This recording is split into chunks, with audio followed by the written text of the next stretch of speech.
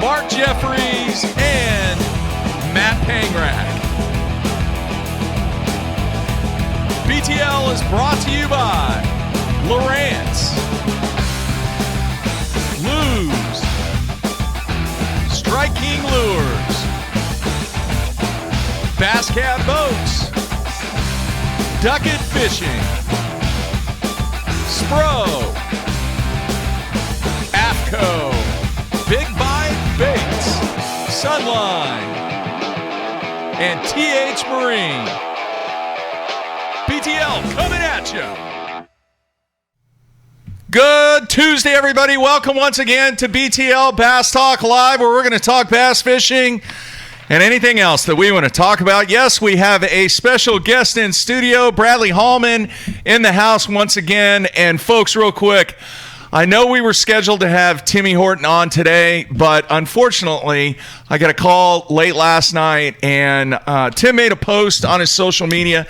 His mom is suffering some heart issues, and she's in an ICU, so he is going to be unable to be on the show today, and our thoughts are with the Horton family. I know it's a very, very difficult time to take care of family members, friends, anybody that you have that's in the hospital because of the whole visiting thing. You can't go in there. You can't be with them. So our thoughts are definitely with the Horton family. And once things get better for Tim and his family, we will get Tim on BTL right here. So in the meantime, we're going to step up and kind of move ahead. And Bradley was gracious enough to step in and come in studio and talk about all kinds of stuff that you have going on. Yep. So welcome, Bradley. Yep. It's close to the house, not far away. I was actually glad to get the text message last night. It was easy for me to fill in.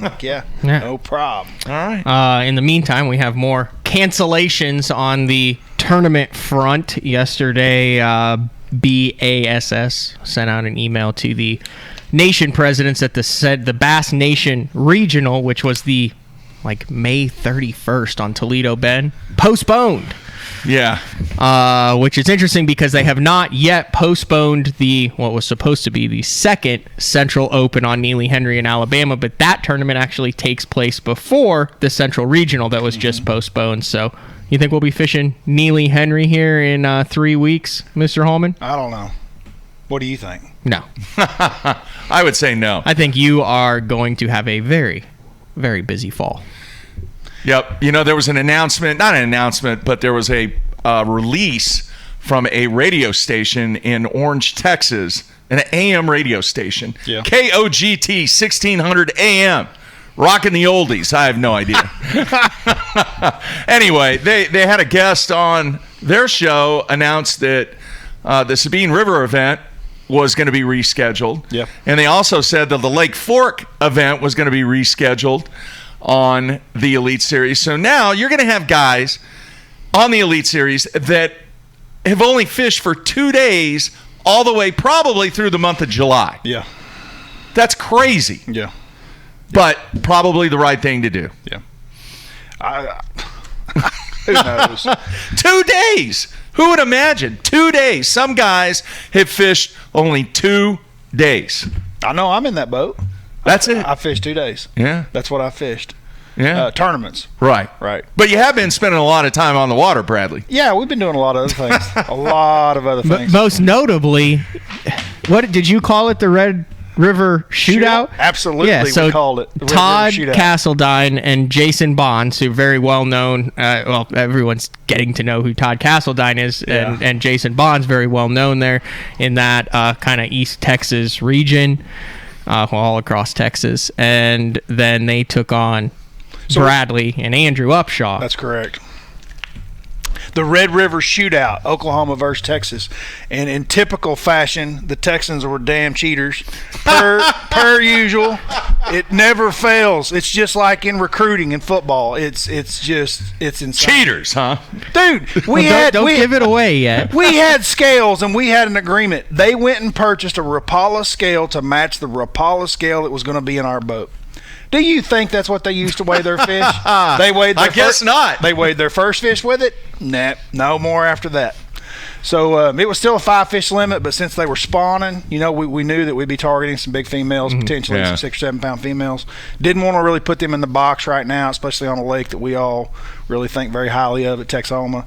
And so we decided that we would weigh them, still do the 5 best, but throw them back so that we didn't pull females off the nest. And after it was over, I'm wishing we'd have brought 5 to the table because they had all kinds of excuses. Didn't you say you think they caught the same fish twice? I and know weighed they did, and it weighed different.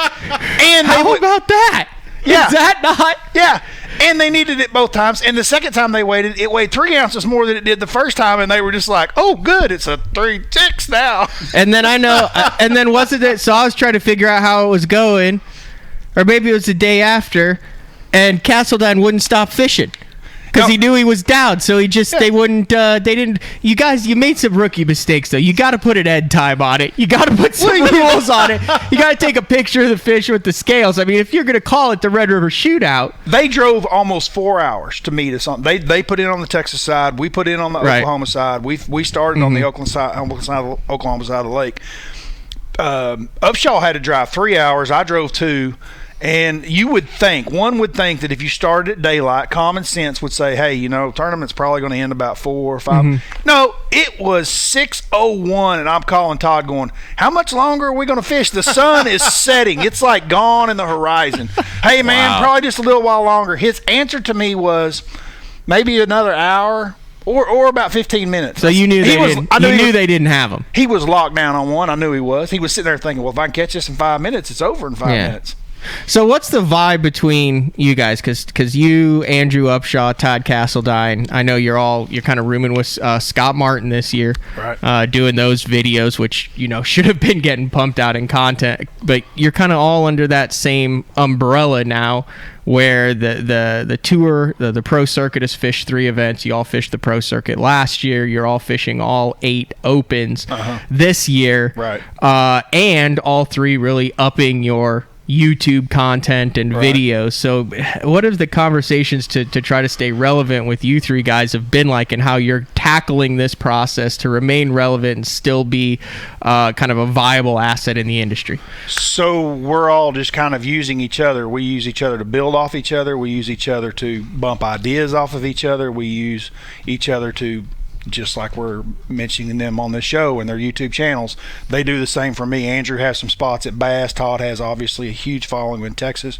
The 3 of us together are bigger as one than as a whole. Does that make sense? I mean, none of us are Van Dam, but the 3 of us together are pretty dang big in this industry. One of us by ourselves, not a giant, but the 3 together much larger. Strength in numbers. Correct. And we're all kind of in the same boat. There's not a lot of guys took off to do what we're doing. What's Matt? I want to get into this.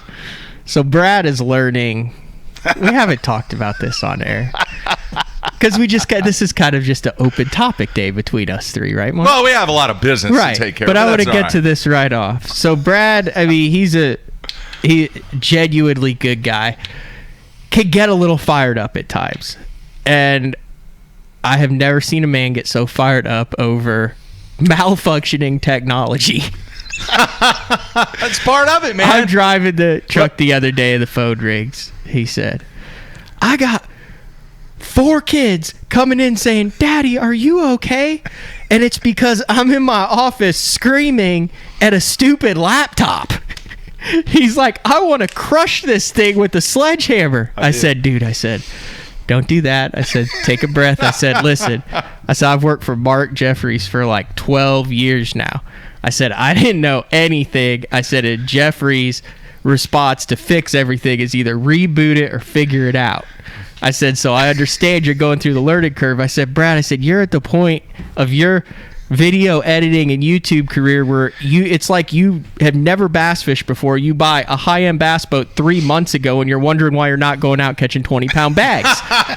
I'm like, it's a learning process. So I mean, is this the most frustrated that you could ever remember being as far as trying to figure out something new? 100%. The only thing I will say this is the saying that John Wayne had, that life is hard, but it's really hard if you're stupid.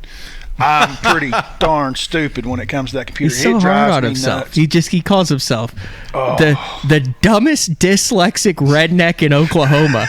That's a direct quote from Brad. I was like, that is harsh. I'm like, Brad. no, dude. I said you're gonna hit those glitches. I said I hit those. So Brad, he did bring his computer in, so you're gonna have to look at that after the show, Mark. What I think is happening. Here's what I think is happening. I think Brad is trying to learn how to throw a bait caster, but the spool tension knob is jacked up. So you can. This is an analogy, a comparison. So could you imagine, like, okay, I learned how to throw a bait caster with a Browning Vectra. Mm-hmm. That sucker was designed to dead stick because you get it about 15 feet out, you're picking out a bat. That's how I learned. After that, like a 5600 was a piece of cake. Everything else was easy. You're learning right now, you got a spool tension knob that's jacked up, and you're using like 25-pound big game that's been on the spool for 5 months. It is so. So you got to get new line, a new spool tension knob on his computer. He'll be good to go then, Mark. We'll get you taken care of, Bradley. Dude, it's so bad sometimes. Hey, if I could get through the mess that we had going on yesterday, we'll get through it. All right. And the thing about it is, been there, done that, been through it. Somebody that has wanted to chuck the laptop, the computer, the mouse, Have you everything ever done else. that? Chucked it? Yeah. Oh, yeah. When did you? What'd you chuck? Have you chucked a computer? Years ago. An actual computer? You threw a computer? Yeah. God, it would make me feel so good. Like, if I could do that. I so would you're feel editing. so good. Were you at a tournament or? No, it was actually at UPS at work. I got in trouble. No, because what happened was this was the very first year that we went to a cost analysis and budgeting base. I mean, folks, for years, UPS would just go, yeah, go deliver, and not worry about the money. Mm-hmm. We had no budget. We had no nothing. And then all of a sudden they decided, wow, man, we need to start tracking what we're spending. So the very first year they came out with this, it was antiquated. It was a disaster. And we were up there. It was 3:30 in the morning trying to get this thing uploaded.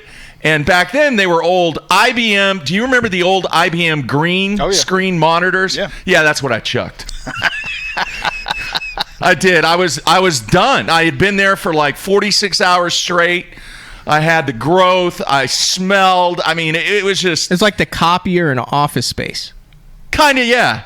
So I did. I was working with a guy named Joe Wilkins, and I said, dude, I've had enough. I can't take it. I've had enough. And I picked up the green screen and just chucked it against... We had cinder block walls in the office. Wonderful. What about you? Bad. Have you ever done that? Have you ever chucked a rod and reel? Broke a rod? Yes. Multiple times? No, once. What led to that? A complete beatdown by the entire field. In an Elite Series? Mm-hmm. It wasn't Elite Series. It was one that they completely destroyed them on when all records were broken, and I think I was weighing in Falcon? 12 pounds a day. Yep. Oh, you didn't have... Yo, wow. And actually, I'd just come from the week before fishing FLW that I'd lost by 1 ounce. Won $50,000 per second. 1 ounce. The exact week before I drove from Alabama to Falcon, and it was everybody had 25. I mean, 25 a day is what it took just to get paid, and I could not catch. It didn't matter where you threw. I mean, Mark, you went fishing afterwards, right? Yeah. You just threw a Carolina rig around, caught 30 pounds, right? Yeah, that's when I got Harold Allen to beg for a Carolina rig. I got so frustrated. Somewhere in the middle of the day 2, you know, and I hadn't had anything, and I fire this DD22 out there, and about halfway through the cast, you know, that the old fluorocarbon, and the crankbait keeps flying, you know, and you just got a rod. I didn't say anything. I just took the rod, I broke it over my knee, I threw it in the floor, and then when I saw the rod and reel laying in the floor, I was like, I'm not even going to try to. I'll just try to fix it or do something. So I grabbed the whole thing and I threw it in the lake. So that was not a good one. You finished.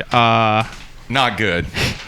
You finished 102nd. That was when there was like 105 on the Elite Series, and you had 31.3. So you still had over 15 pounds a day. It was terrible. I mean, how did I go down there and lay that? What'd your co-angler say? He never said a word. What did he have? Did he catch him? Probably. I don't even remember. Interesting. Anyway. Yeah. All right. Some people on the instant feedback real quick, they're asking about A-Mart, and I want to just read a couple sentences from an email that I got. Robbie Stanford, who's real good friends with A-Mart, sent me an email last night. It said, hey, guys, hung out by the fire with my dear friend A-Mart tonight, Monday night.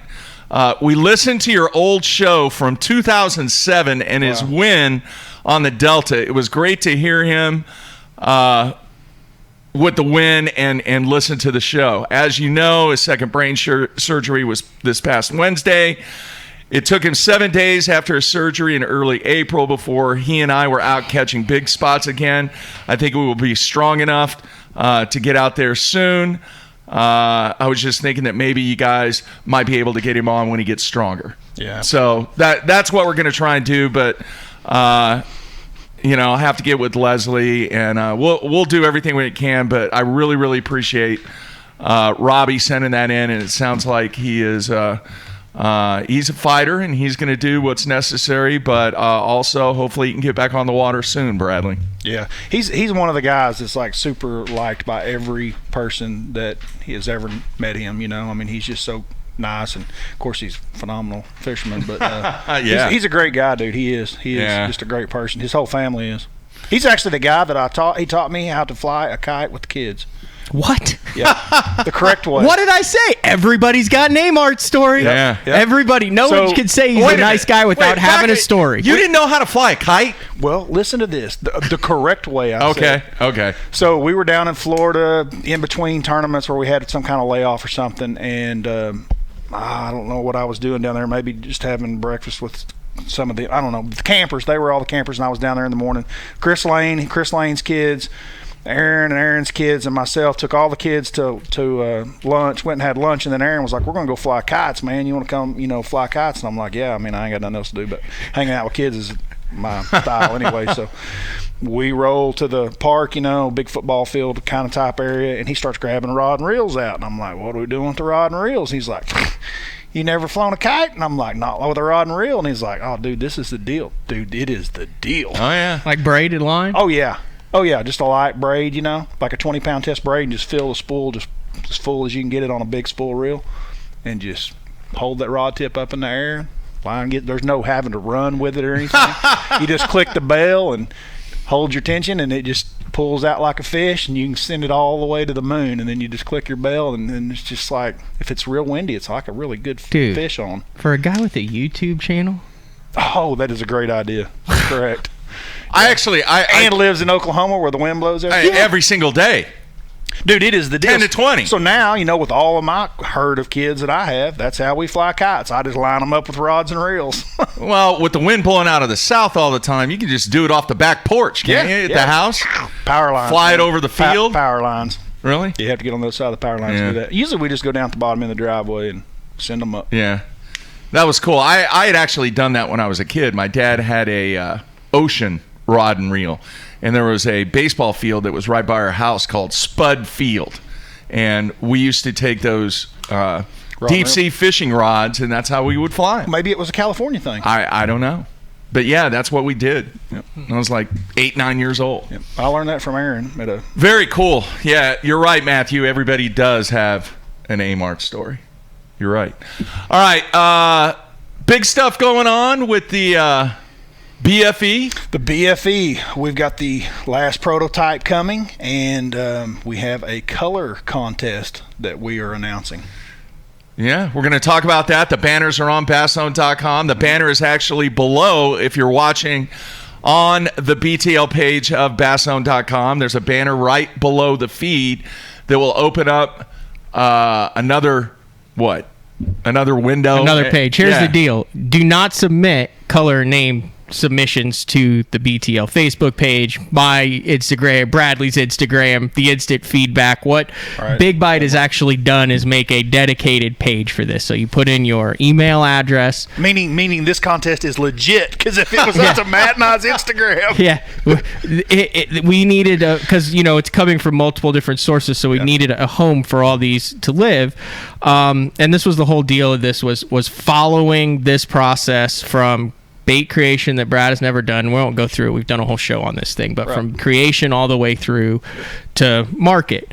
And one of the things we wanted to do was involve the BTL viewers, which was to create a color. The winning color, the contest ends May 6th, so get your colors in. You need a name and what the color of the bait, the BFE, what you want. And you can see when you go to that page, it'll tell you could do sparkles, laminates, swirls, all sorts of stuff.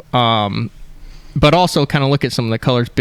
We have standard colors that are coming out too. I think we're going to have 10 colors in this? I think we have 9. 9 plus the viewer. So all of those live on that page. So click on that link. All it is you put in the bait name, the colors that you want in your email, and then at the end of May 6th, you'll go through and pick the color to be the viewer color. Then you get 500 of them, which will last a long time because Brad designed the bait to be durable. Can you enter more than once? Somebody was asking. I knew that was coming. I have no idea. I don't have the answer to that either.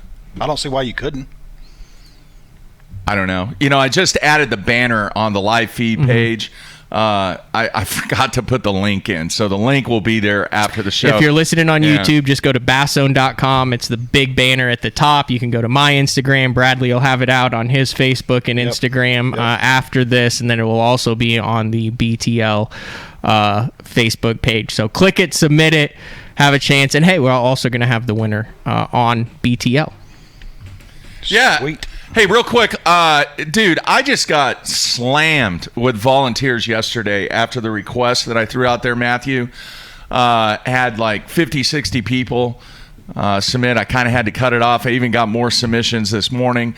But I do have my 2 volunteers, and we are going to roll this thing out hopefully next week. We're going to test it this week on Wednesday, so I greatly appreciate all the feedback from everybody. Doing some game contest thing or something with viewers. I'm giving back to the fans is what I'm doing. Oh, if it's anything like I've heard, it's got like a 50% success rate. Well, the 2 volunteers that I spoke with yesterday are all in. They're like, that's freaking cool. I'm cautiously optimistic. So it's just a creative way to give back to the people that make this show successful. All right? Simple as that. I'm trying to give back. I'm trying to be creative. I'm trying to do stuff that other people are not doing. What's wrong with that, Matthew? Nothing. You're skeptical about the whole situation. Viewer submitted jigs. What do you think about those, Brad? You like those, Bradley? I'm just snooping around the studio. No, I do that. I do that. Show's going on. We got a box of we got stuff that Maynard sent us behind us. They got the original Jimmy Houston Red Man spinner bait. We got original wiggle warts. We got wake baits. We got custom. What do we got all back here? Yeah, we got the Witty Outdoors custom wake baits. We have custom painted BDS 3s that aren't made anymore. Chatterbaits with Brian Thrift on the package. And I still don't have the P.O. box.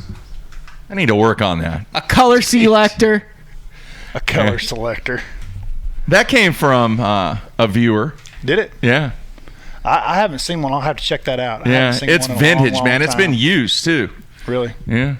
Yeah, the old Kenyon Hill's dad designed that, didn't he, Lauren? Yes. Hill. Dr. Lauren Hill. Dr. Lauren Hill. We have an interesting YouTube question. I'm going to have to hold the mic, though, just the way, because the boom mics still haven't come in. Sorry. He said, I'm going through such a slump that I almost want to give up bass fishing. This is Scott.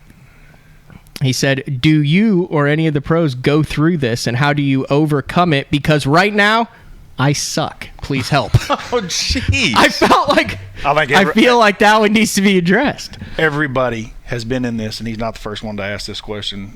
It gets asked quite a bit. I know that everybody goes through it, and the answer is not a good answer. No one likes to hear it because there's no snake oil in this, but the answer is that you just have to keep fishing. You have to fish and fish your way through it. You try new stuff, or do you keep beating your head against the wall till you break through? What breaks it through is finally you just go, and the odds are that eventually you keep going, that the good days coming, and it kind of picks you up and gets your mind off of it. It's more that's in your mind than it is anything, and so you're just not making good decisions and doing different things. What's the longest you've sucked? Usually it is because anglers are being too hard on themselves. That's what starts it. At any level. That's where it starts.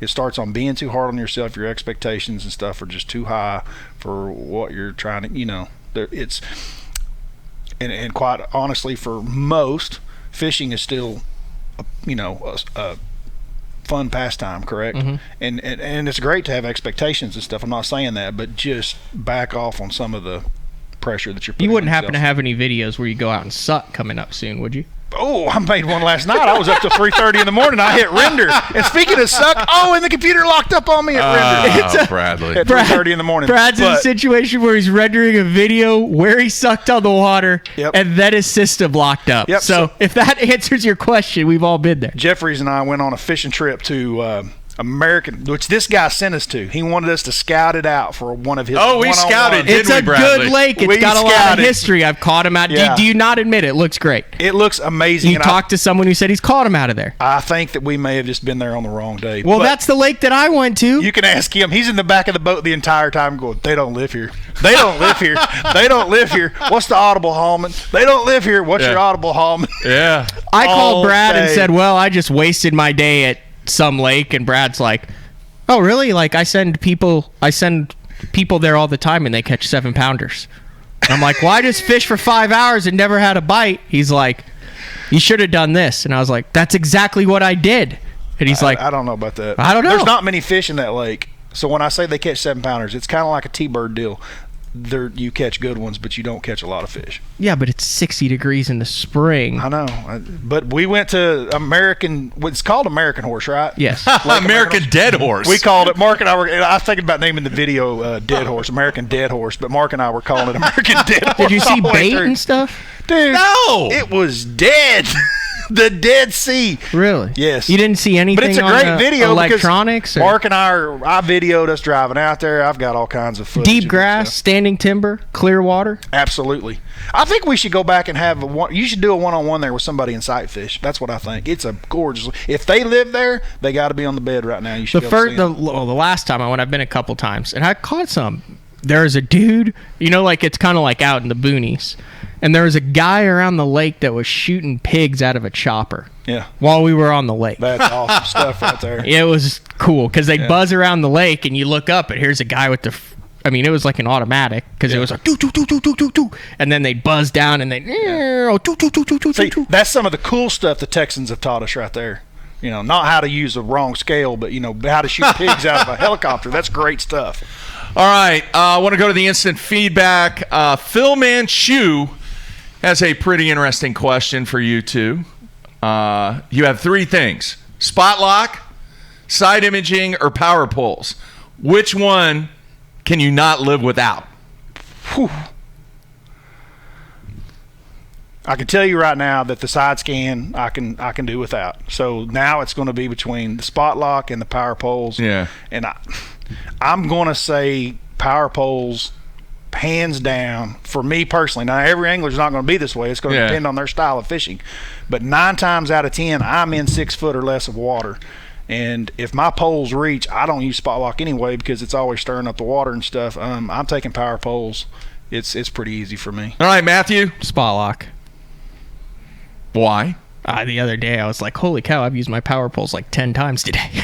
I mean, I use them a lot, like when you need it and you use it, but my style is a lot more, like I like most time of the year, like to go, trying to learn the ways of Hallman recently, but I like to go to the clear end and structure fish and offshore. I'm with Creed. wacky worm. I'm with Creed on this deal with you of acting like you're the beginner and you're just learning. And He's a stud. you have been in the boat and around the best anglers in the world for the last 15 But years that of your doesn't life. matter. You can watch. It is time for you to can quit watch pretending like you just don't know 'cause what's you going watch- on. Listen, if you're going to consider, this is no BS. If you're going to consider bass fishing a sport, if you're going to consider bass Creed said fishing a this. Creed sport, told me the other day, he said, if he doesn't have it figured out now, then he's never going to get it Listen, figured out if with the background you got.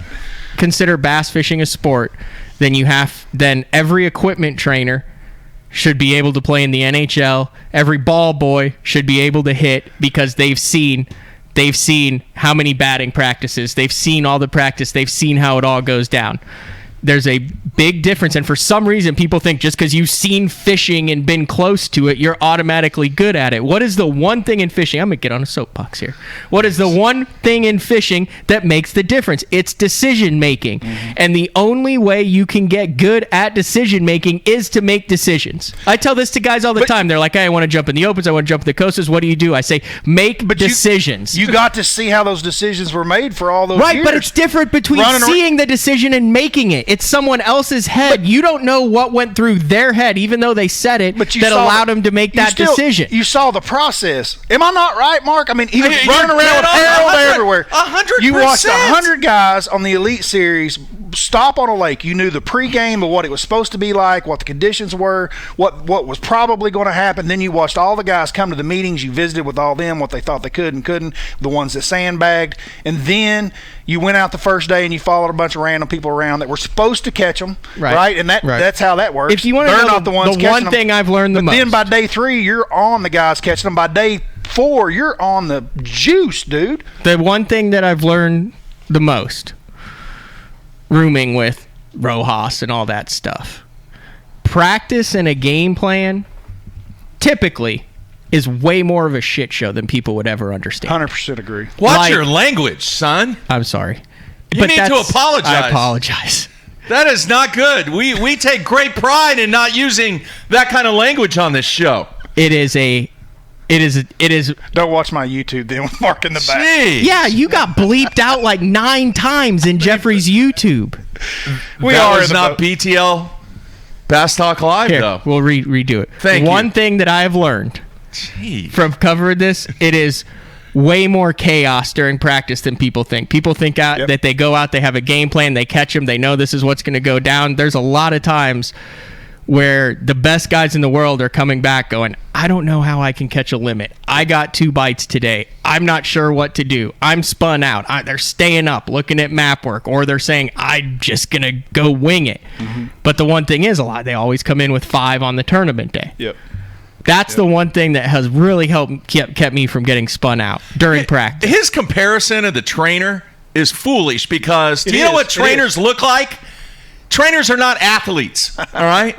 They're not. But now there's a lot of trainers out there, equipment managers, all that and everything, that are athletes that have some game. That's just the deal. Matt has the physical ability to be able to perform. You're not the 280-pound equipment guy that is wrapping up sticks and jock straps and helmets and everything. The physical part's not. I mean, once you can skip a jig and do all these different things to flip and pitch, because I mean, at that level, everybody can cast. Dean Rojas is not the only guy that can skip a frog. I'm sorry to inform the public and disappoint y'all. There's more guys on tour that can skip a frog. There's more guys that can sight fish than Shaw. There's more. I'm not saying that they're not great at it or some of the best at those techniques. Yeah. They are. I'm just saying that everyone is very well rounded at that level, and you figure that out when you get there. But with that being said, with most of the guys being somewhat equal at that, the only thing that changes is the decision making. Yes. But you see that's what you can't do. You can't understand how Barry Bonds' muscles work when he's hitting home runs. I mean, you can't grow that, in your body, but you can visualize and see the decision making and why they're making it. You see what I'm saying? I mean, you've learned all that. Fair. But to be in that process, the longer you do it and the more you do it, would you not agree? The best anglers build on each decision they make. And when they're making that decision, and you've heard them talk about it, it seems easy. You don't even consciously, in my opinion, if you're consciously thinking about your decisions, you're in trouble. Right.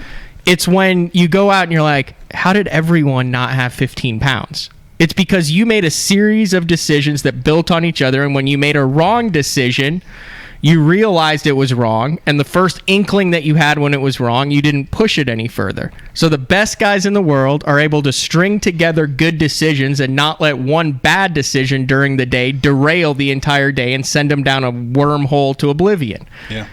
Is that not a fair statement? No, he's 100% right on that. But the fact of the matter is, have you not seen what guys have done from a decision-making process that you can learn from? No, I 100% have. But I have not had the years of experience stringing together those good decisions. And it's different. I fished a year of the Opens in 15 and got smoked. I fished a couple of the BASS National Championships, which is big for the people in it, and the Costas last year. But last year was the first year that I was fishing for points to try to make a championship where I had, quote, meaningful decisions with thousands of dollars on the line. That's 1 year that I've done that, as opposed to a Jeff Creed, a Jason Christie, This is all I'm saying.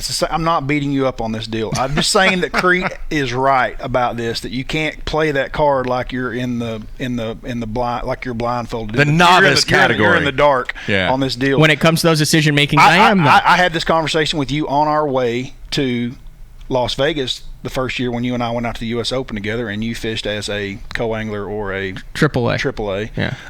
That you. Because you were really considering this, the 2 years previous to that, you had spent a lot of time fishing. And dude, there is no. So yes, you were correct. With all the stuff that you've seen, all the things you've learned, there's still no substitute for time on the water. There is none. Yeah. And it took you that time on the water, but you were putting that time in those years leading up to that. And I had this discussion with you going out there. I said, dude, I mean, you honestly are privileged with information that nobody walking this planet has got. I mean, I haven't got to do it. Dean Rojas hadn't. I mean, none of us have got to do and see what you've got to see. You've seen it all of it. During a 1 week, and then every week after week, different guys, the decisions they're making, what they're throwing, how they're throwing it, what the body of water looks like whenever, where the sweet spot looks like at the end when it's all going down. It's obvious to you. You've sit and watched it all week, and so it's like, well, yeah, but to get to that point is extremely hard to do out of 100-something thousand acre lake. All right, one thing to add on that, what people need to take into consideration in this discussion is Matt and I, when we were out there on the road for all those years, we got to talk to these guys absolutely off the record. Absolutely. So there was so much information that Matt and I learned that never got posted, never got recorded, never got written, of which that added to the experience that those guys were going through that would help our experience. Right. And you had Harold for a long period of time. So you had an angler that was extremely experienced with lots of knowledge and history. And so if you're just sitting in the boat with him and you're watching Bobby Lane fish, you can turn to Harold and go, okay, why is this working like this? Because I don't understand. Harold will be like, well, it's this, and this. Yeah. Right? I mean, I know that went down a lot. You can't take away from the factual information that typically Matt has an enormous amount of experience, knowledge, and just being in the trenches than the guy that's the typical weekend guy. Yeah. Agree? Yeah. Dude, it's exactly why Jason said what he said at the end of y'all's challenge. Exactly. It would be the same comment I'd make too. Like, dude, I'm not surprised. I mean, I know you can fish. You know what I mean? Like, I know that. When I came here, when he showed up there, he knew that possibility was there. It's fishing. And he knew you could fish. He knew you weren't going to go out there and suck. He knew that. So, like, if the fishing, if they were going to bite, he knew he had to catch them. I know. I mean, I also would have put myself, if I knew it was 100% chance that I would just get absolutely obliterated. I wouldn't have put myself in that position. I mean, I'm not just going to, like, toss myself to the wolves. He's going to play this card all the way to the end. Oh, wait. You'll see. Yeah. All right, we're going to do this. Let's take a break. You understand what I'm saying, though? I do. Yes. I've learned a lot. I've learned a lot of tricks. But if you're not able to take what you've seen and what you've learned, even if no one else has that ability, and then apply it to your own and develop your own system and style out of it, then you just got a bunch of stuff swirling around in your head. I totally get it, dude. I totally get it. Let's take a break. We have more questions on the instant feedback. Good show so far here on a Tuesday. We'll be right back. Everybody stay tuned.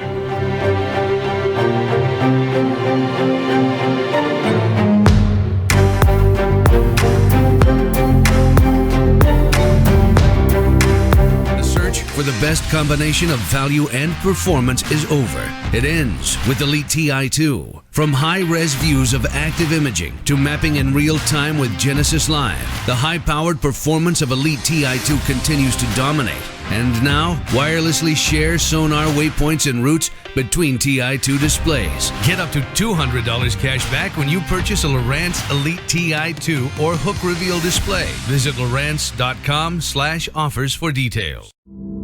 Yeah, you care about gear ratios, inches per turn, and ball bearings, but most importantly, you want reliability and dependability in the equipment you use. Luz doesn't cut corners when it comes to the gear they build. The new Speed Spool LFS is the best $99 reel in the market. Go see for yourself.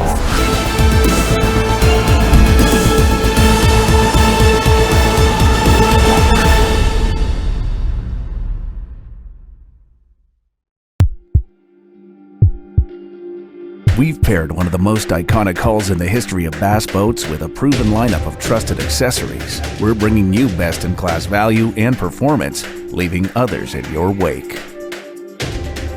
turnkey value, turnkey performance, the Pantera 2 is an overachiever in the 19-foot category. Once you hit the throttle, you'll feel the rush, and there's no looking back. Kevin, what are you doing here? Oh, I'm just filling in for Billy. I need 660 shad crankbaits in the Series 5 model. We're out. You're not out. You got all kinds of them right there. We're out. Kevin, I need 6. Have a lollipop. I do not want a lollipop. Have a lollipop.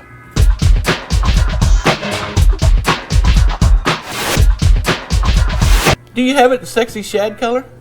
At Duckett Fishing, we have assembled the top pros in the country to help us design rods to give you a competitive advantage. Castability, strength, durability, action, sensitivity, weight and balance, and consistency. Combine that with the best warranty in the industry, and you have rods that are pro-driven. Duckett Fishing, pro-driven. I want to share to you a new product we got coming out from Sunline. This is the FC leader size spools that we have now. We've gotten a lot of requests for this. A lot of you guys use fluorocarbon for leaders only, myself included. And one of the problems you have is when you have a 200-yard spool, that might last you 2, 3, 4 years. You might even lose it before you even get done with the spool. So we've gone to a little smaller spool. These are 50-yard spool sizes. You know, that way you're not holding your line on forever. You can keep your line fresh, use it when you can, stores real easily in the boat. We got all of our popular line sizes that you're used to with our Sniper from 5 to 14 pound. If you guys are looking for a line that you're only tying for a leader, go check out Sunline FC Leader 100% fluorocarbon and give it a try.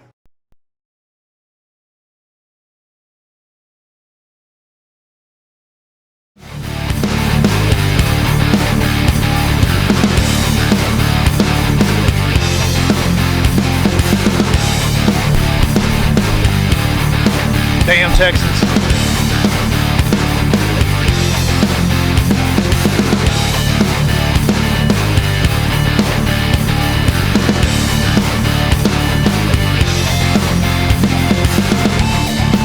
All right, we are back on a Tuesday with Bradley Hallman in studio. Once again, our thoughts are with the Horton family, and hopefully his mom will have a quick recovery. And then Shaw Grigsby having surgery too. I don't know if you saw that. He made the post. Yeah, he has kidney cancer. Really? So yeah, he was having surgery this morning, and hopefully Shaw will recover fine. And man, just a lot of things going on with a lot of people in the world of bass fishing right now. All right, let's go to the instant feedback real quick. Let's see here. Brett in Louisiana wants to know, what changes are you making to the BFE? Prototype changes. Yeah. Honestly, we're trying to make this bait, just like what I've said in the beginning, it's trying to make it to where it'll go coast to coast. I want to be able to flip it in the grass mats to Florida, to bushes in Oklahoma, all the way out to California Delta. I want this thing to be the best flipper ever, the BFE. What is required for some of the mats, what we got to noticing is the straight shank hook, guys. When we're flipping this thing on braid and big weight, with the straight shank hook, I think it needs that cut through the ribs, so that the hook will be able to slide through easier. If you're flipping with an EWG style or with fluorocarbon, or you're flipping bushes or trees, it's not as big a deal. But definitely when we get down to the mats, the braid, even using smaller hooks like a 4/0, some of the guys even like to go 3/0, even though it's smaller in the bait, just because it allows that bait to go through the mat easier without having that hook sticking out. So that's something that we're definitely changing on the prototype. There is it'll have that slit on the cut where the hook comes through on the hook side. All right, very nice. Once again, don't forget, click on the link on the main page and submit your entry. All right, Jay Pinion in Kansas City wants to know, when you're pitching grass, do you use a jig, a Texas rig, a Tokyo rig? What determines your choice? That's a tough one. I would say 90% of the time I'm flipping some type of plastic, Texas rigged. I do like that big jig in certain places. I don't get to fish Florida this time of year right now, but like from right now into June, this is when they flip and catch them really good on that big jig down there, that double weed guard. Mm-hmm. Texas, the big grass lines, that we used to all hear about, dude. That big jig was bad. That's bushes. You'll flip. you're not afraid to flip a jig. 100% I flip jigs and bushes. Yep. He was talking about grass. He's talking about grass, though. So, like deep hydrilla, outside hydrilla lines, places that have 15, 20-foot outside grass lines in the summer. Yeah. I love that big jig. And then what do they like to do in Texas a lot on those outside grass lines with soft plastics? Carolina rig. Yes. You know that, Bradley. You'd be a great team partner. I could just I go would, down man. flip it and you could throw down the outside edge. We would whack Not them. on Thunderbird, though. No. It would be you catching them and Mark going, lucky fish, 1 of 5 in the lake. Well, no, I'd be pulling up auto parts and tires and maybe even a body or two. I like Brad got the Mark cam going at the That was pretty at funny. the last Thunderbird. Mud hole. Jeffries cannot go fishing without throwing some type of topwater. You're throwing a topwater on Thunderbird. It's amazing. He's kind of been the yin to my yang. We've been fishing partners during the Corona. It's the most I've fished in 10 years. It works well for both of us because both of us have really followed the rules and been pretty isolated. So Dave wants to know, and Bradley, you might be able to touch on this, the whole situation with how guys usually sell their boats at the end of the year. I know some of the pros, they already have their boats sold to a lot of people. How is that going to affect you and maybe some of the other guys that order their new boats and typically they sell them in the fall when it looks like you guys are going to be fishing a bunch in the fall? Probably haven't even thought about that, have you? Wow. I really hadn't thought about it, but I can say that I'm going to be right on time because I just got my new boat not too long ago, and I just got my other one cleaned up and ready to sail, so I'll be right on schedule. You'll be fine. Speaking of which, but seriously, for a lot of other guys though, that becomes an issue. They're going to it's going to change when they order boats. It's going to have to now. I say that the guys at Phoenix listen to this and they're going to be like, "Oh, but shut up."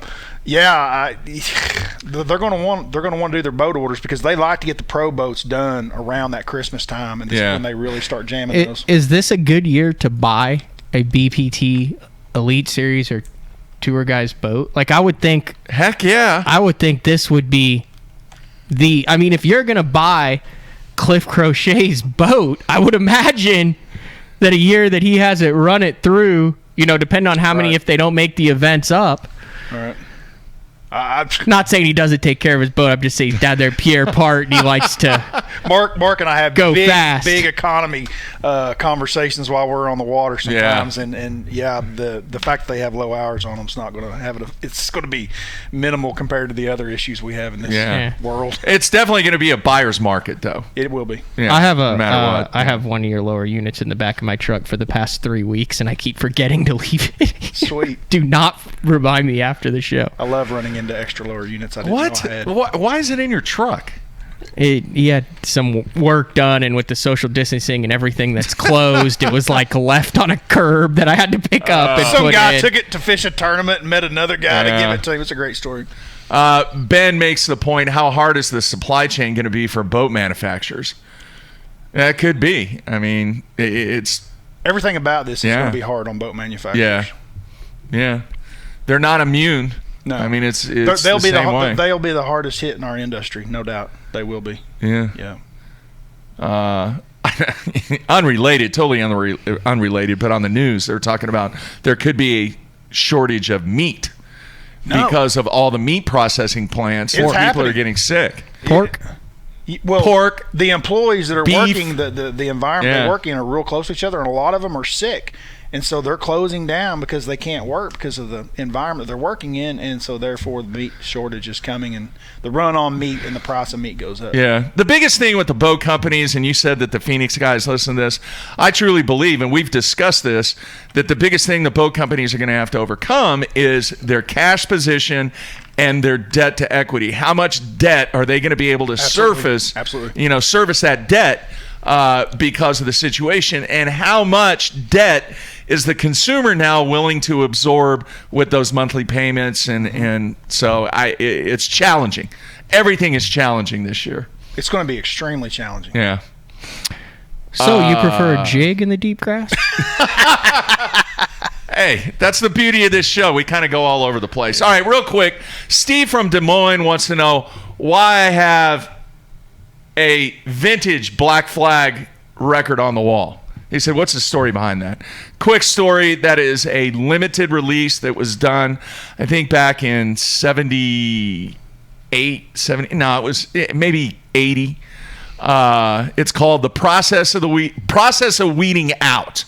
And it's an instrumental, and I had the pleasure of hanging with Greg Ginn and Keith Morris when I was a kid for a long time in the whole LA punk scene. So yeah, I was really into that. And that's one of the special things that I actually got that from Greg Ginn of Black Flag. And anyway, I was a rebel back then and had a mohawk, and we've talked about this. You didn't have a mohawk. Oh yeah, dude. Did you dress it all black? No, you were I wasn't straight edge. Goth. You were straight edge. Straight edge with the mohawk, all about playing sports and listening to Black Flag and all the other LA punk bands. You were a scary guy. It was pretty. Oh, and here, I'm going to go ahead and tease it. All right. Matt, I haven't told you this. I haven't told you this, folks. I'm telling you right now, we talk a lot of stuff about our personal lives. If this is true, and this is the biggest tease maybe of the season, something has happened to me that if it's true, it is unbelievable. All right. And Matt, you can kind of get an idea of what it's about. All right, it has to do with my father. All right? Yeah, as his eyes perk up. About who my father is potentially, supposedly. Really? Yeah. I don't think you've ever gone down that route on BTL. Away. No, I'm adopted, all right? Yep. I didn't find out that I was adopted until I was 40 years old, and it was lucky that I even found that out. Met my mom. And you know where my mom lives? She lives on Clear Lake, of all places. Yep. All right. Took the family out there, met my mom a couple years ago, but she would not tell me who my father is. Well, we're like 95% sure who it is. Wow. But I'm not going to say anything about it until I actually get an opportunity to talk to the guy's son. He has a son and a daughter. He is dead. He passed away 10 years ago. His wife passed away. He was married for a long time, but a crazy story if it's true. I gotta be honest. So that's a big time tease right there. The other 3 options from 2 or 3 years ago were all crazy too. Yeah, no. I will show you too the picture of the guy, and you'll go, wow. Holy moly. Really? Yeah, he was 6'3", 235 pounds. Redhead? No, my mom had. Yeah, my birth mom had. You look just like your birth mom. Yeah, like it's scary. Yeah, like that. Do this. Do that. No, that's exactly what I mean. It's like, oh yeah, that's Mark's mom. Yeah, she's got a great story too. Yeah, it's all. Yeah, that's awesome. Well, you went deep there. You went really deep, dude. Great. Well, it falls back to my childhood back there when I was immersed in Black Flag and the adolescence. Black Flag took you back there to that story. Well, yeah, So there you have Steve from Des Moines. All right. Yeah. I wasn't expecting that. Yeah. So Matt and I were both like, honestly, I'm keeping my fingers crossed that the story is true because it is fascinating. Bill Dance. It's not. No. Bill Dance is a little bitty dude. Come on, man. Orlando Wilson. No, it wasn't Orlando Wilson. Wow. I tried to track down Orlando. Lori Rapala. Can't find him. He when he quit doing his show, he was a banker, and he became owner of a couple banks in Georgia. And then there's a few articles out there about him. How old would he be now? 70s, I think. 70s, maybe. I late 70s.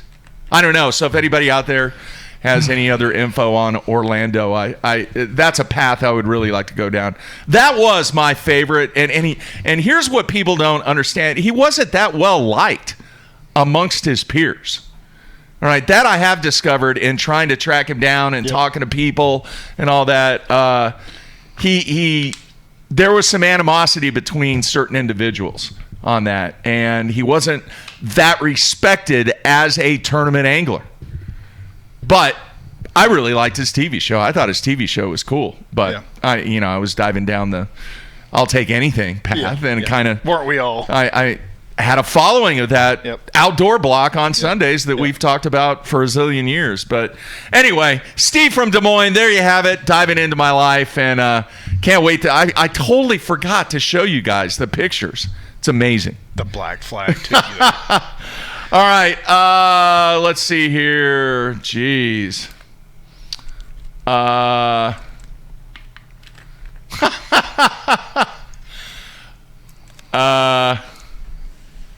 What will organizations change to limit their dependency on parts or manufacturing from overseas?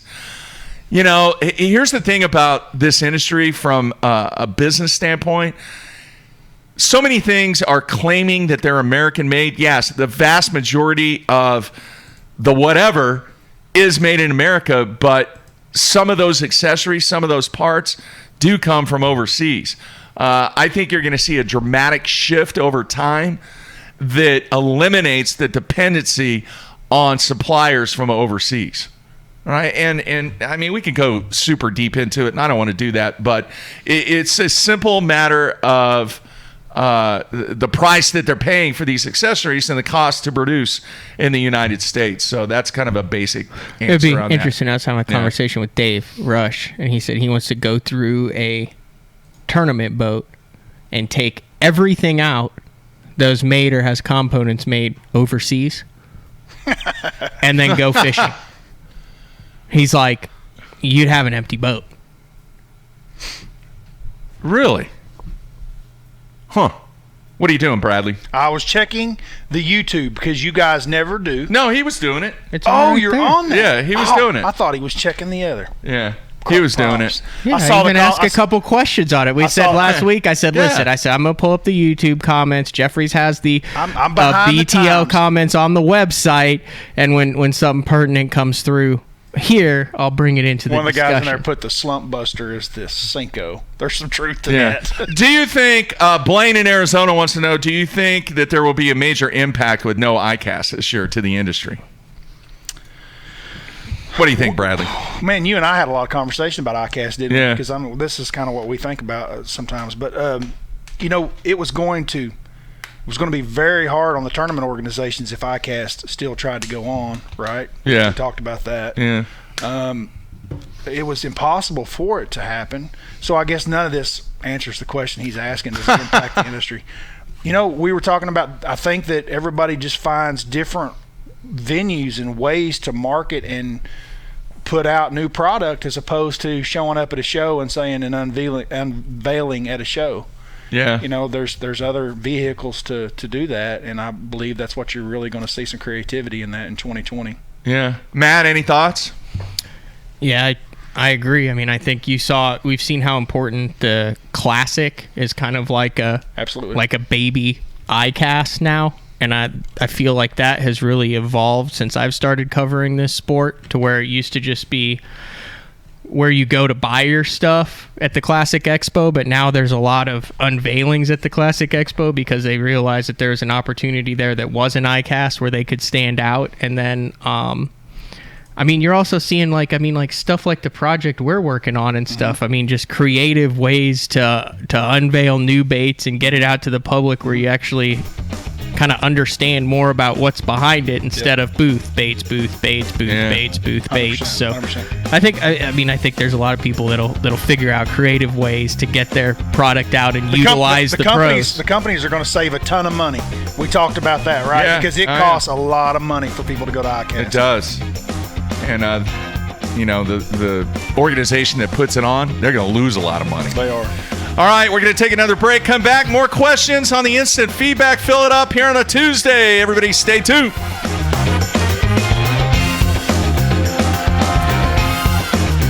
Let's face it, fishing electronics are no longer an afterthought. They've become a necessity. And at the Bass Tank, our experts match you with the right electronics, provide professional installation, and educate you to help maximize your catching results while providing support along the way. Because let's be honest, it's about catching, not just fishing. And when you're ready for better results, join the Bass Tank team. Visit us today on Facebook or go to thebasstank.com. Blue Water by TH Marine. Offering LED lighting solutions for your boat, trailer, truck, ATV, and so much more. Engineered and built to be rugged with waterproof and submersible options. Designed for easy installation, Blue Water is available in a variety of colors and styles. All backed by a limited lifetime warranty. Blue Water by TH Marine.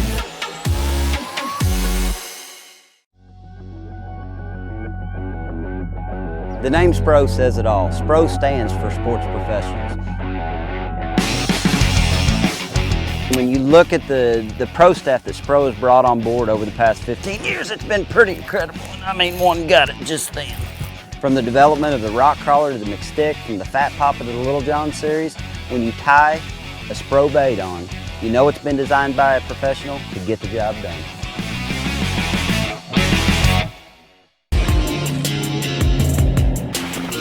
While I travel the country on the Bassmaster Elite Series, I simply can't let the weather be the reason I don't win $100,000. That's why I use AFCO clothing to keep me warm, dry, and protected from whatever Mother Nature wants to throw at me. My season depends on it. My career depends on it. AFCO, any fish, any water. All of us on the Pro Tournament Trail use Gamakatsu hooks. Why? Because they are absolutely the best.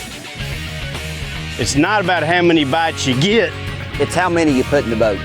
Gamakatsu makes hooks for every fishing style. We didn't come this far to lose fish. Did you? For more information, visit gamakatsu.com.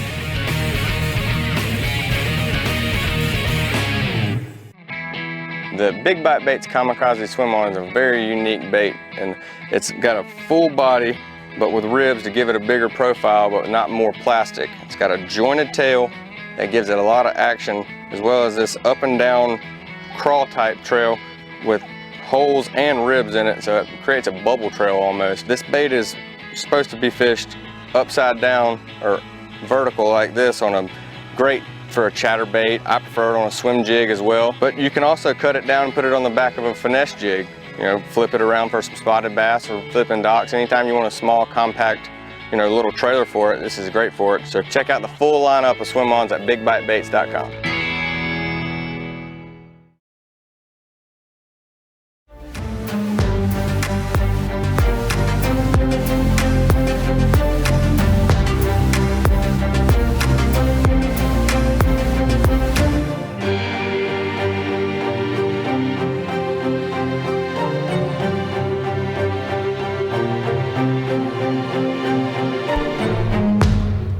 All right, we are back. Brad Hallman in studio. And we're going to continue to go to the instant feedback.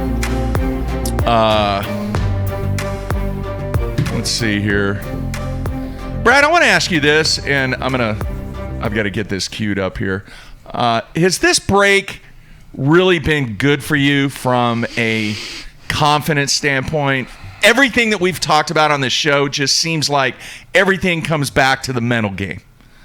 All right, being mentally prepared. Are you mentally prepared that whenever this stuff kicks off, that you're just going to be able to be dialed in and ready to get after it? What are your thoughts? It's going to be hard on us because they're going to try to fit every single event in, and the schedule that I had consisted of from Florida to New York to Texas to, it's going to be pretty crowded. I mean, Matt knows exactly what I'm talking about. So that part is going to be a grind. The fact that I've been through a bunch of grinds, I feel confident about that. Man, I've got an uphill battle before we even started this year. I mean, I'm perfectly aware of the uphill battle that I had in front of me. So putting it into a shorter deal probably makes it better for someone like me. I feel like that's an advantage on my side. Yep. All right. Definitely going to be tough, though. But the time that you've had off, all right, forget about the mental part, the physical part now, and the preparation and technique in your game, has that gotten better? No. I mean, we haven't really worked on that. What I've been working on is this, what we've been talking about, you know. But look how far I've come. I mean, so we talk about all the struggles that I did have. Dude, I have learned dude, I fly on Vegas Pro. Think about that. Yeah. I mean, I'm doing things that I never dreamed, and without this happening, there's no way. Nate and I were talking about it last night, and he was like, dude, if you'd have been fishing tournaments and stuff and been running the roads, he was like, you would have 1 week and then you would have been done. There would have been no way you could have That's done a great point. And so it's allowed me to pick up a new trade, basically, you know, Mm-hmm. and craft and work on it to where it's actually going to be functional that I can use on the road now. Yeah, good stuff. All right, Rich in Connecticut wants to know, when's your favorite time to use a swim jig? Favorite time to use a swim jig? Shad spawn, which Mark and I just, post spawn. Yep, post spawn. Post spawn period, and then anytime I get some type of water, willow is the best probably. So any river systems or any place that have water willow where fish live pretty shallow will stain. Those are definitely my two favorite times. When was the first time you used a swim jig? Can you remember? But when I say all this, I'm just talking about like that kind of fishing. But then there's also, you know, Brian Schmidt, one of my roommates for the last 3 or 4 years, by far one of the greatest swim jig fishermen on the planet, and he opened my eyes to a whole different way and style that quite honestly is conducive for any time of year. It honestly Would is. you say a lot of the swim jig experts use a lighter swim jig than the average guy? You know, it depends on their style of fishing and what their fisheries are like. You know, if they fish shoreline grass or shoreline visible cover, no. If they fish submerged grass, stuff that's not visual, yes. Because it seems like Schmidt and like Tom Monsoor and stuff, you don't ever hardly see them out there throwing around a 5/8 or a ½ ounce. It's always, or Bill Lowen's another one. It's always like a 1/4 ounce. Lowen's even a little different because he's throwing his a lot. I mean, he throws it everywhere, but I mean, where he comes from was a wood, rock, bank related, where most guys would be throwing heavier ones. The only difference is the Ohio River is such a hard place to get a bite. I'm sure he figured out by lighting it up he could get more bites in a place like that. All right, this is out there, and I don't know if anybody's ever done this. I'm sure lab researchers and engineers have done this, but the difference in fall rate in the water between a 1/4 ounce jig and a ½ ounce jig and a 3/4 ounce jig, is that a measurable thing, or is it more just a confidence that you feel more confident flipping that 3/4 ounce swim jig around a boat dock? Or how quickly does that jig fall as far as the difference between the 1/4 and the 3/4? You know, the number one question I think pro anglers gets, what's your favorite color jig? What's your favorite color worm? And we're always, you've heard the same thing for years, color doesn't matter to us a whole lot. We like black and blues, green pumpkins. The weight fall, very important. Like, I'm not worried about what color my jig is. People ask you throw the brown, little LBJ, little brown jig in dirty water. I do all the time. Maybe I change the trailer to black and blue or something, but that's all I'm changing. The weight and the fall is huge. What is the difference in the fall rate? It's the difference in getting bit and not getting bit. Really? That's the difference.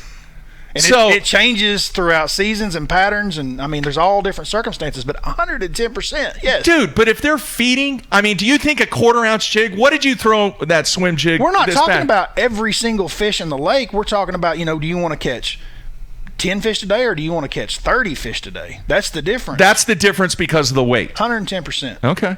Same thing with retrieve. I would like to see what the difference in the fall rate is. Those are the things. Fall rates matter. Retrieve speeds matter. Okay. Actions of a retrieve matter. Those are the big things in fishing, not the color. Let me ask you this. So when you're throwing an LBJ, yep, you're fishing rock, you flip it up there, it goes down about 8 foot out of 20 feet and it stops. Are you going to go to a lighter LBJ? But because you say you pretty much throw the same weight on one. And then let me ask you this: when you have one, so yes, you're correct. I do, but I change line sizes. If I'm fishing in 20 foot of water, it gets thrown on 10-pound test. It's a different jig with a different hook. So when that jig goes to the bottom, hits the bottom, line goes slack, and you go, hits the bottom, boom, bite. That's your typical LBJ bite. Right. I mean, sometimes it's dragging. Do you think you drew that fish suspended somewhere on something off of that rock and it followed it down, nose down on it and ate it? Or do you think that fish was sitting on the bottom, that LBJ hits 5 feet from it, it turns, approaches, and eats it? Are you bringing the fish to the bait or are you bringing the bait to the fish? You're asking me to describe a scenario that looks like Cumberland Lake that you totally understand, and apparently I do not. No, it wasn't Cumberland at all. But you're talking about up against a steep wall. Yeah, it was like the deal with the one-on-one versus Christie. Okay. That happened to me. I was sitting in 18 feet of water. You can watch that bite. The video that I'm watching, that I saw, if you want my personal opinion of what happened in your video, is I believe those fish, I think they were sitting down there. I personally think they're sitting on beds, and you're pulling it off and you hit the bed. When you say 18 foot, your boat was in 18 foot, but the jig was not in 18 foot. You know. So when it is deep, though, do you think there's a lot of suspended fish on like a bluffy style bank that are then seeing it go past them, following it down, and then eating it? That all depends on water clarity. 110% water clarity. If it's clear, they can come from a long ways and follow it. Yes. If it's dirty, no. And will they be more likely to follow it then on a slower fall or a faster fall is what I'm saying. That's where I'm getting to the fall. Like, let's say you have a half-ounce jig that goes shoom and shoots past them. Do they stay at 10 foot if the jig's in 20? Whereas if it's a 5/16-ounce jig, it's kind of falling down, and they go, oh, what's that? And then they can kind of follow it down as it meanders down to the bottom. We're talking about 52-degree water or 80-degree water. See, that's what I'm saying. Yeah, there's too many variables. There's too many variables. But that is the difference, though. That's you know... colder water, I like the slower falls, you know. LBJ 5/16? It is, and that's when it shines. Usually it's in that 50-degree water frame, and, you know. Yeah. Never a 7 or an 11. I throw the 7 some. It's more in the summer and more offshore. But I definitely throw the 7/16. Absolutely. All right, so from the swim jig, back to the swim jig. Yes, sir. When the shad spawn's going on, is it a quarter? Is it a half? Is it 3/4? What's your preference? Depends on what I'm fishing it on. If I'm fishing it on bank, it's probably closer to half. I want the bigger one. Okay. Both instances I'm thinking there. Why is that? The half around boat docks and stalls is for skipping purposes. I want more weight to sling it. And the bank, the water willow and that kind of stuff, you could get away with the quarter. I just like bigger weights. I can cast them further. I just have to hold my rod tip higher and pop it to keep it up if I want it to the surface. But I can also, with a half, I can let it go down another foot or two and get it a little deeper in the and under the water, which sometimes is a big deal. This is an interesting question. Does a shad spawn happen any other time besides early morning? Yeah. I used to think that it just happened at night, and that's what a lot of the anglers talked about. It happens at night. And you see that, you know, this would be a great question for Texoma guides. Yeah. That'd be a great question for them because they go out and they catch their shad before every day. They throw nets, and they like go out 3 early. o'clock in the morning. They go out at 3 or 4 in the morning sometimes, depending on when they have to catch their. Anyway, they would be a great person to ask. But I used to think that they just spawned at night. But man, if you really watch them and really pay attention to them, they like that. They definitely have to have shade. They like the shade, but they like the light. They like that very fine line of where the shade meets the light in the water. That's where they really, really, really, really like. Where's the sneakiest place that a shad spawn happens that people overlook? Because everyone's going to say boat docks, the bank grass, that, you know, the typical, a bridge piling. Are there some tire reefs? Are there some sneaky spots where the shad really spawn? I had a tournament at Texoma one year, Open or Costa One. It was, I don't know what day it was, but I was on playing C or D. I mean, it was one of those days. You know what I mean? Yeah. You're on playing C or D. And I absolutely crushed them in the back of a flat spawning bay on a shad spawn. It was a fluke. I have no idea, but for me, I wasn't looking for it there. I went in there because I knew there had been spawning fish in there, and it was still early in the morning. It was probably about 10 o'clock, but it was a cloudy day, and the birds were diving in the back, and I knew that it wasn't but like 1.5 feet deep back there, and I'm like, why are the birds diving back there in 1.5 feet of water? So I go back there, you know, and I'm chunking something around. I'm like, it looks like a shad spawn. Like, why would they be? So I picked up a spinnerbait just to see if they'd follow it. And I'm not talking about the fish, no, the shad. Yeah. First cast, just shad everywhere. And I'm like, okay. So I threw a few more casts, and I didn't get bit. I'm like, let's find something else to match better back here. And I don't remember if I swam the jig. I think I ended up picking a square bill crankbait up and just throttled them. Smallmouth, stripers, largemouth, spotted bass. Everything was on fire. You call that the National Geographic moments. Yeah. You get those every once in a while. It was. Yeah. And at the end of the day, I had like 19 or 20 pounds. I mean, just throttled them in there. In a foot and a half of water. And what were they spawning? What were they spawning on? Open water? They were running up on the bank. Yeah. Oh, really? They were acting like blueback herring kind of. You know. Would you see the fish fish just? Yeah, I mean, you would actually see fish like pushing. You know, I mean, like redfish. It was crazy. That's cool. Have you ever seen it again? No, not like that. Not in the back of a bay of a pocket. No. Wow. That's interesting. Yep. That was a strange. So you place. think they came from post spawn? Those fish did. So this is what happened. I know what was going on there because I understand Texoma and I know this place pretty well. There was a really big spawning bay for largemouth, okay, and smallmouth. It's a really good fishing area anyway, and they were in there. Like I'd found some fish, had some bites in there in practice, days prior to that, just flipping. It's got a little rock shelf like you're talking about, but it only comes down to about 2 or 3 foot as you go into it. Those were spawning fish. I could tell by the way they were biting my bait that they were spawners. And I couldn't see them, but that's what they were. So this place had a lot of that going on. And then I guess as it starts to warm, those fish were either post-spawn, pre-spawn, the mixture of all of them. And then with the natural magic and lights and the big show tent goes up and the shad start doing their deal, they were like, well, we're here and you're here, so we're eating. No doubt that's what happened. All right, nets or no nets? I am a no-net guy. Really? Yeah, and I've spent time at the FLW Tour and I spent time at the Elite Series, so we didn't have nets at the Elite Series. We had the FLW Tour. 6 years at the Elite Series, I can tell you guys that on one hand, 5 times, no more than 5 times do I think in 6 years, and we were fishing 11 tournaments back then a lot, do I think that I could have landed a fish if I would have had a net. Brad, you also have to remember, doesn't typically use lower than 17-pound tests back in those days. Yeah.